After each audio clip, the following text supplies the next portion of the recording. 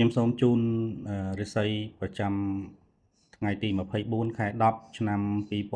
2025 ថ្ងៃនេះគឺថ្ងៃខាលឈើបូកមកជាមួយនឹងភ្លើងបូកគឺថ្ងៃខ្លាភ្លើងហើយចំពោះអ្នកដែលត្រូវការធាតុភ្លើងនិងអ្នកដែលត្រូវការធាតុឈើចំពោះឆ្នាំមាន3ដែលល្អគឺកុលមមីនិងចហើយឆ្នាំទាំង3នេះប្រសិនបើត្រូវជាមួយធាតុភ្លើងឬក៏ធាតុឈើគឺហេងនៅក្នុងថ្ងៃទី24 ខែ 10 ឆ្នាំ 2025 នេះដល់ឡែកចំពោះ